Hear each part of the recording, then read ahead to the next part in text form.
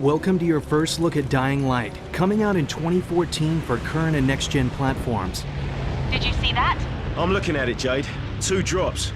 You have to get moving. We've got to get to that airdrop first. We really need those meds. Dying Light is a first-person action survival game set in a vast and dangerous open world. During the day, you will traverse an expansive urban environment overrun by a vicious outbreak, while scavenging the world for supplies and crafting weapons to defend against the growing infected population. Dying Light features free-running movement that allows you to move seamlessly around the world, from the rooftops to the ground and everywhere in between.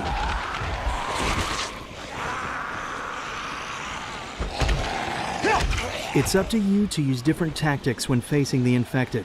Sometimes it's best to face them head on. Other times, it's better to find another solution. Each situation can be handled in many ways. Jade, I need to check something out. Now?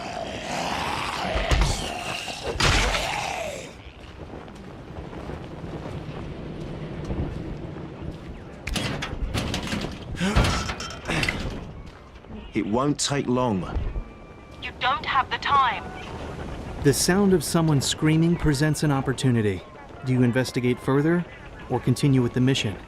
Each choice has different consequences, and the world reacts to your decisions.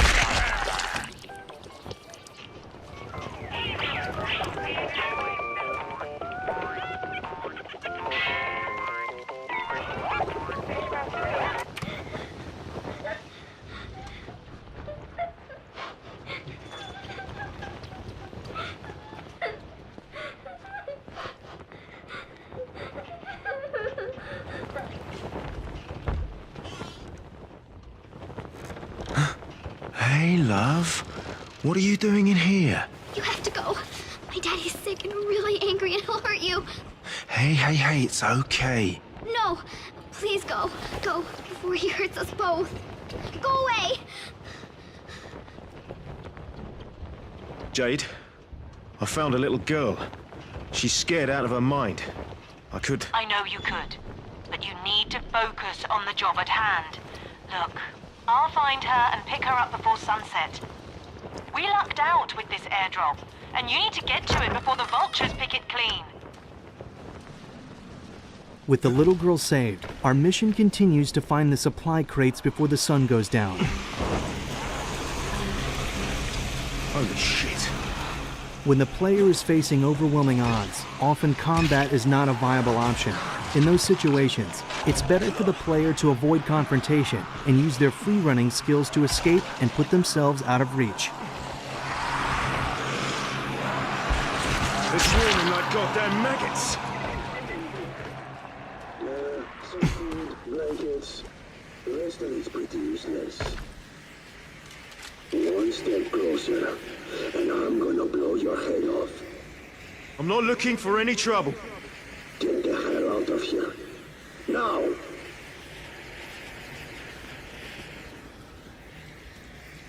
Fucking run it. Jade, I couldn't get to the first airdrop. Razor's men were faster. Fuck! Okay. Just run to the second one. If we're lucky, those bastards weren't fast enough to get to it. No, stay away! Stay away! Not all your enemies are infected, and some have only begun to turn.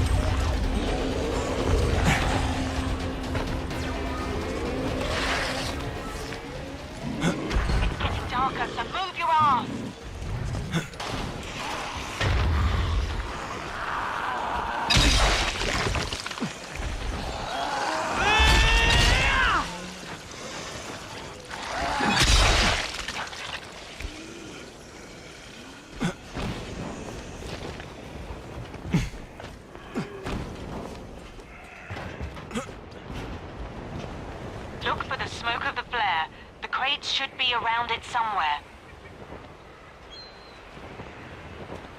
Okay, I can see it.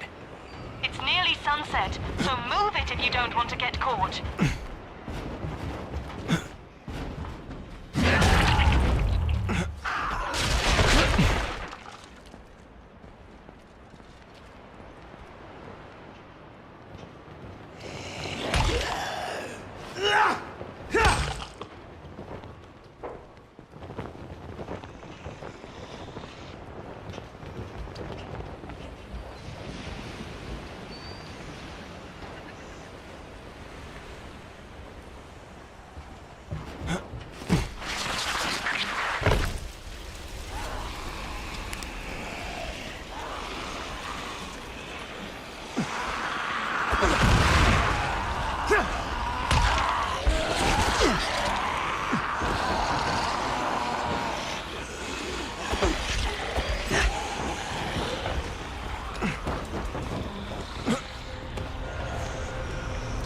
Damn it, I'm late.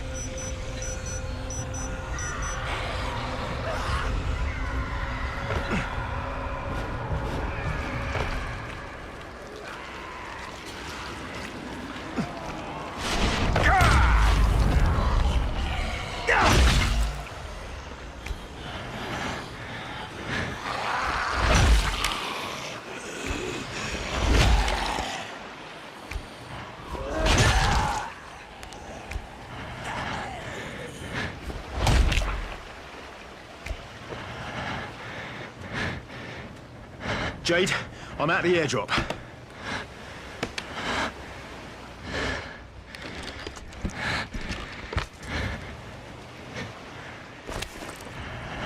You need to hurry. Those things are waking up, so just be careful. The night has fallen, and with it, the gameplay changes. The hunter has become the hunted, and the infected have transformed into something much more sinister. You must use your night sense to avoid detection and survive until the morning's first light.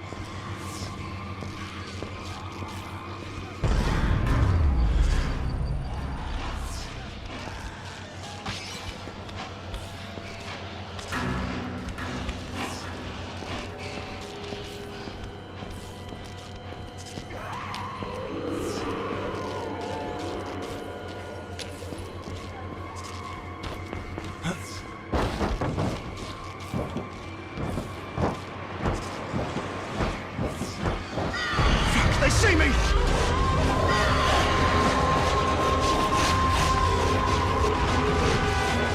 Shit, shit! Where are you? Hurry the hell up!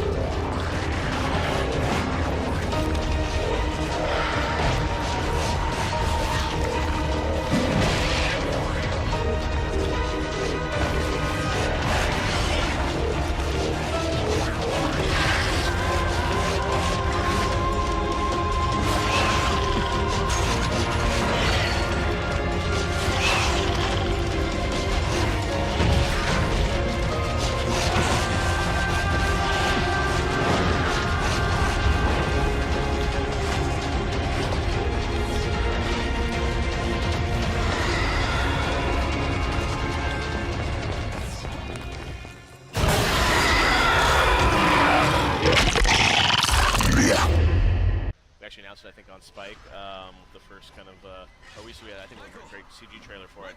And then you guys have been showing this a bunch of times. We did you on VGX last year. You were live, part of the contract.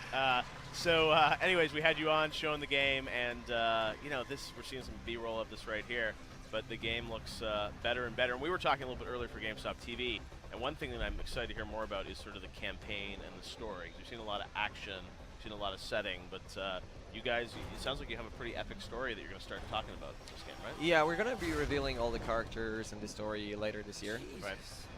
So That's all he'll say about That's that. it. He's like, and later I this would year. love to give you all the details, but they would kill me. We don't want to spoil it, but Yeah. anyway, so tell us what are we looking at here? So this is actually, I think this is the very first time we're actually showing co-op.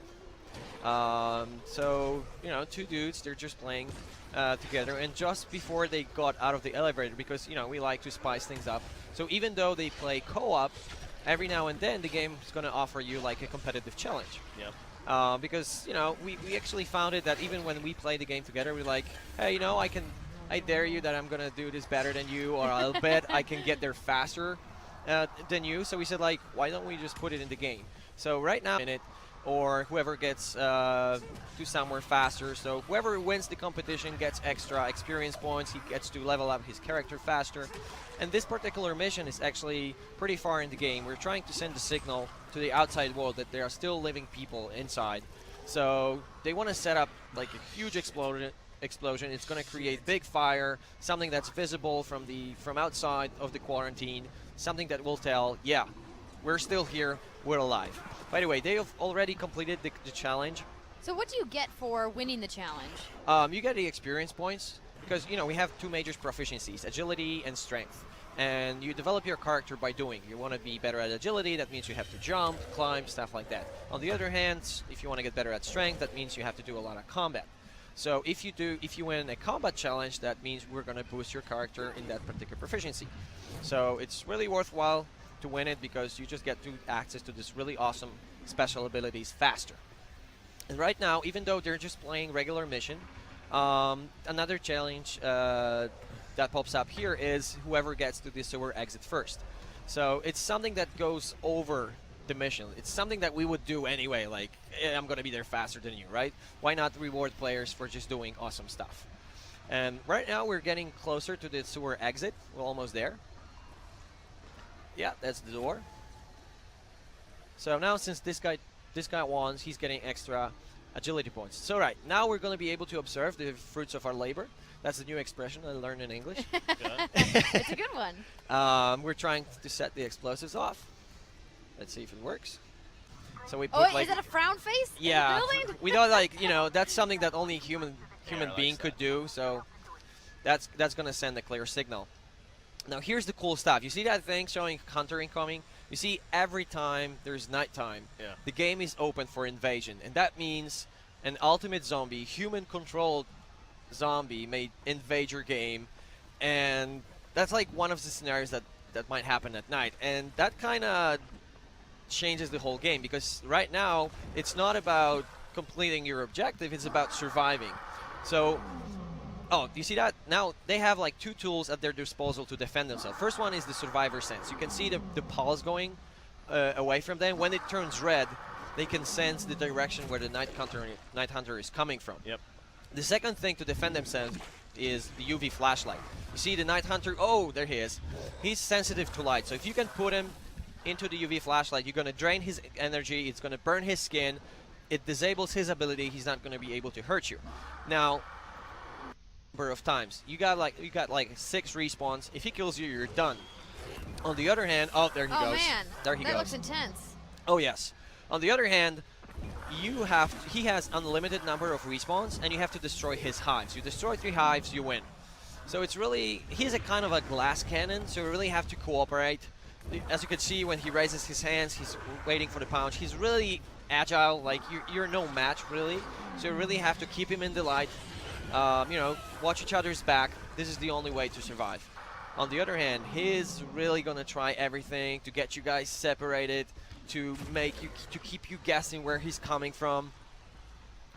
Yeah, like look at that. We showed this. Can't you just run away? Oh, yeah, like at some point we were discussing of making it AI, but we thought, like, you know, bringing the human factor to the game. It just brings. So you basically the game to have another one level. every night. There'll be one of these.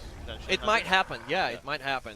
On the other, if you play as the ultimate zombie, you get to choose if you want to invade like a random guy, or we actually, we track all of your friends, so you can just take a look at the list and like, oh, I'm gonna mess you up, and then I'm gonna mess Oh you man, up. what if I And don't then- want my friends and to then- mess me up? Yeah, because at some point everybody hates you, but it's totally worth it. But yeah, if you don't feel like it, you can decide. Okay, I'm just gonna allow my friends to do it, or you can say, no, I really don't want to do it. I just want to stay in This peace. happens And in, obviously in co-op. Will it happen in the campaign too? yeah. Do you have that in the campaign as well? Yeah, they'll just the mission that you saw when that would happen. That was just campaign. So you just play your regular game. It's totally seamless, and every or you night. just unhook it from the internet and then your friend can invade. Yeah. Or No, that. you don't have to do it. You can just set the game like I don't want to do it, and that's okay. No invasions. Like it's gonna be on by default because we're bringing players to play it, and looks people fun. are having so much fun that Yeah, we quite have. the fight. It's gonna be asymmetric. Okay.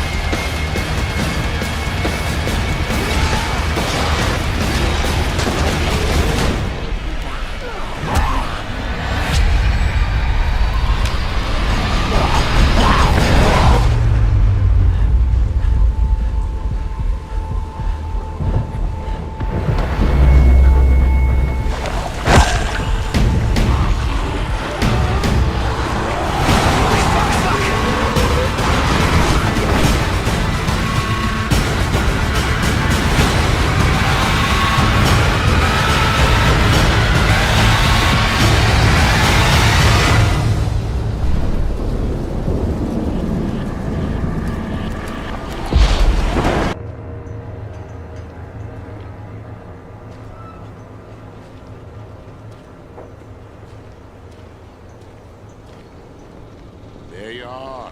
It's good you're here, pal. There's a critical supply route that's gone to shit and we need to clear it. Our scouts use it day and night, and I need you to do a maintenance run. You'll be arming some of our traps. They help us keep the route clear. But you need to hurry. We're running out of daylight. You don't want to be out there on your own once the sun goes down. Good luck.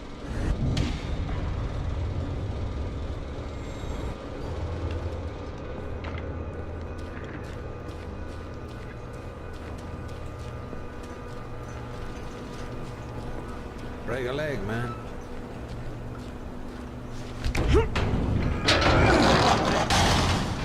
Don't get yourself caught, Antoine. We still need you here.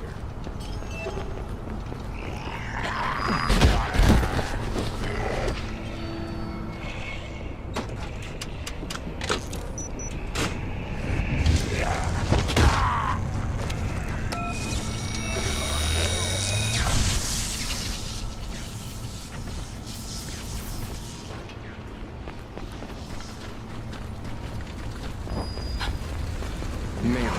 Spikes the infected all over the street. Use your street walks then. Take to the rooftops at the end of their reach.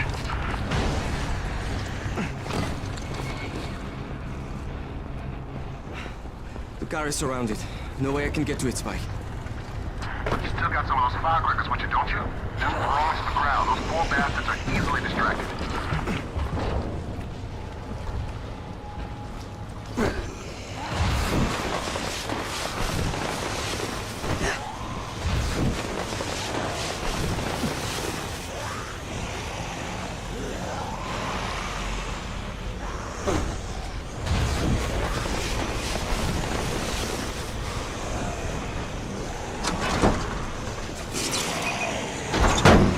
Okay, I'm done with the car.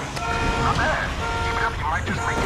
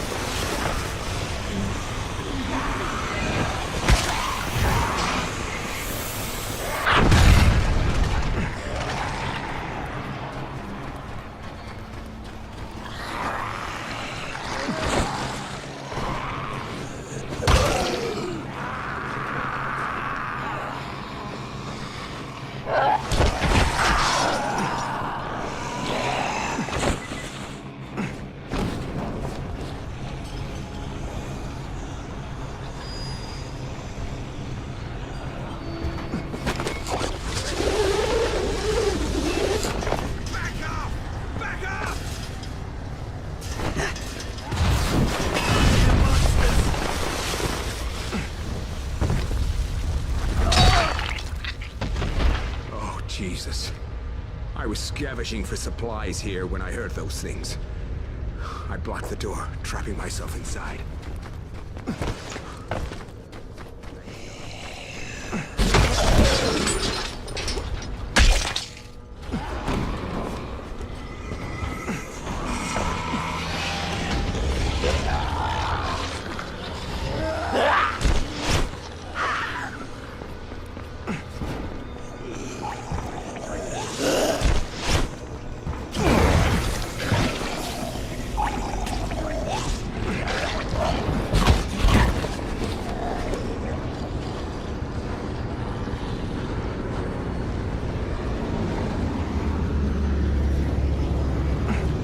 It's quite a contraption, Spike. Nice, huh? It's 3 times as bright as an ordinary street lamp, and lights don't fuck us up.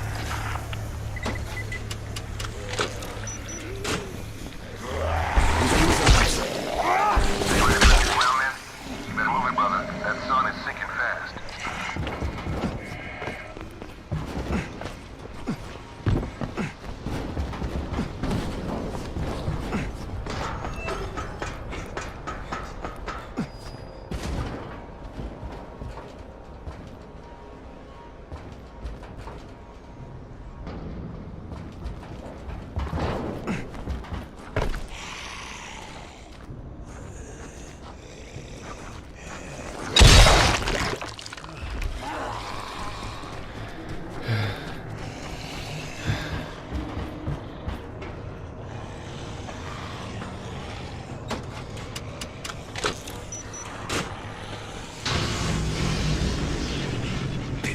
Merde. Spike, the whole goddamn district went down. What the hell is going on?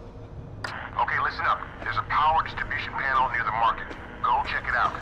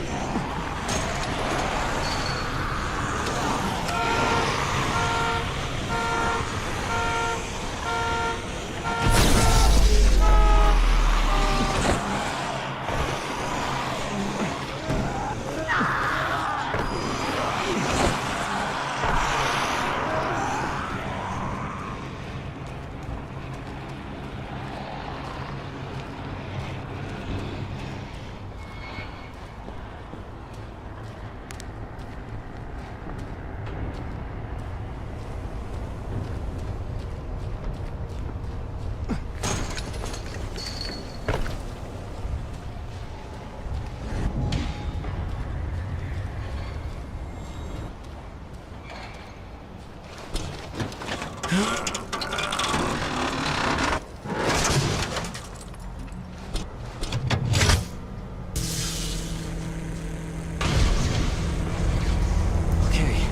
it seems to be back and running. So get your ass out of there.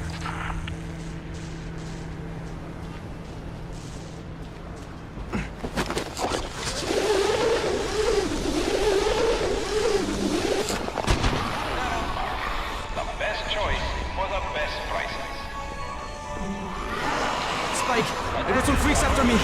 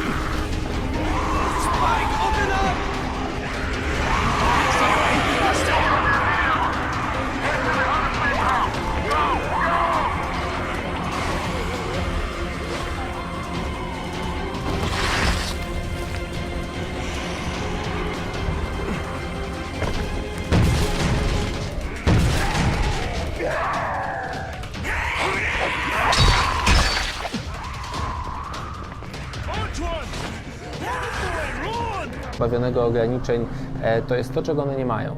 My chcieliśmy z tym skończyć.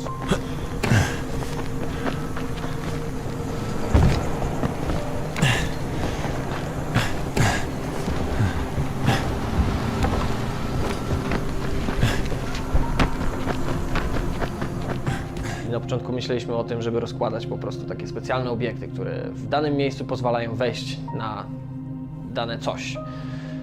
No i niestety bardzo szybko się okazało, że mieliśmy tych obiektów ponad chyba z 50 000 i wciąż było za mało. No i w tym momencie wiedzieliśmy, że to jest ślepa uliczka, musieliśmy wymyślić coś nowego.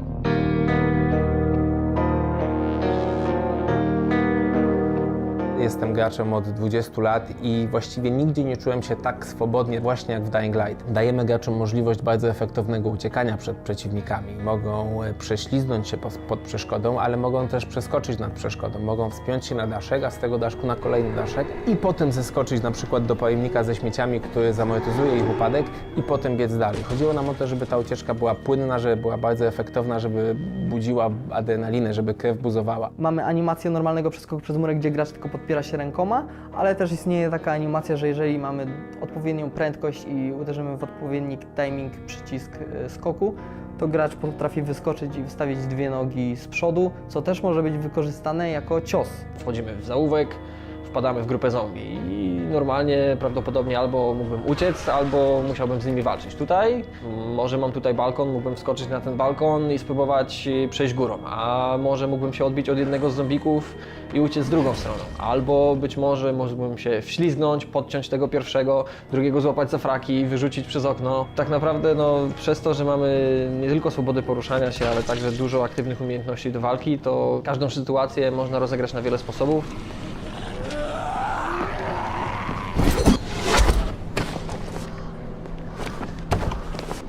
Natural movement za dnia i natural movement w nocy to trochę dwie inne rzeczy. Tak samo jak cały cykl dnia i nocy powoduje, że właściwie mamy dwie gry w jednej. Gracze pomimo tego, że za dnia czują się super bohaterami i czują, że mają tą przewagę nad przeciwnikiem dosyć dużą, to w nocy to się wszystko odwraca i chcemy taki pstryczek w gracza pokazać, że hola hola.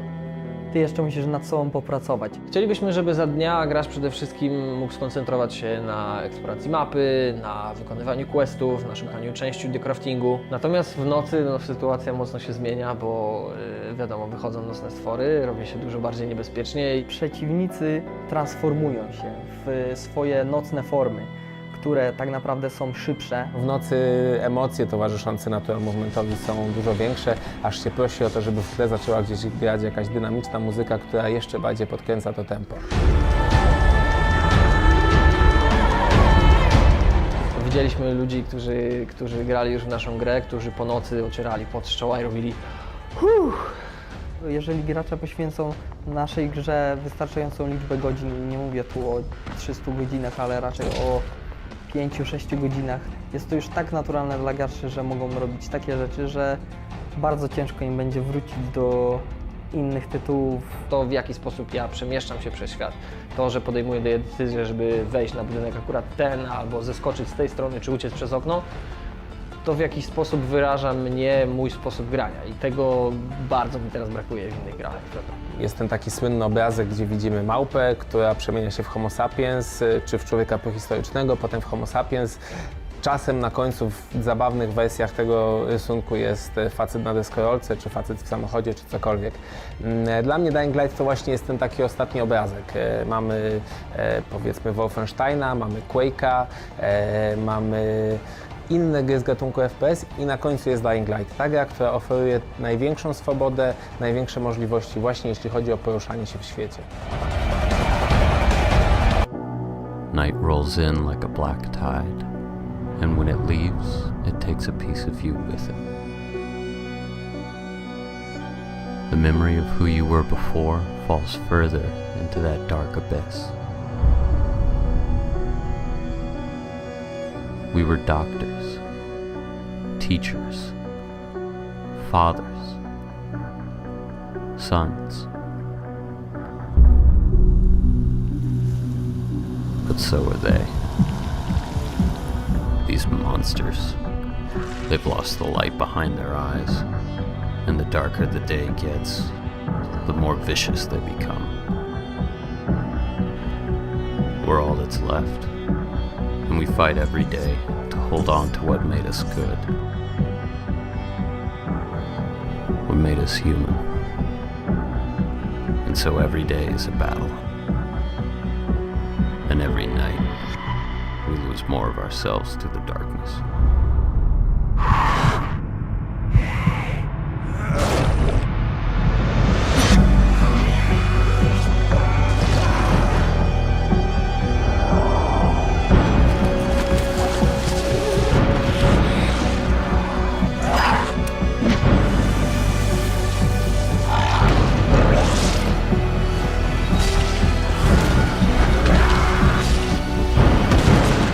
What happens when all that was good in us is gone? What would that monster look like?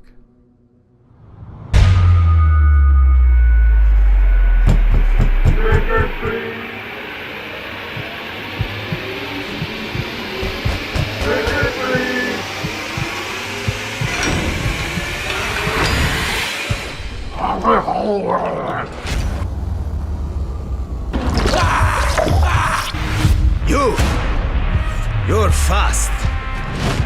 You're smart. Agile. I could use your help. I'm not a murderer. Of course you are, my friend. In the right circumstances, anyone is.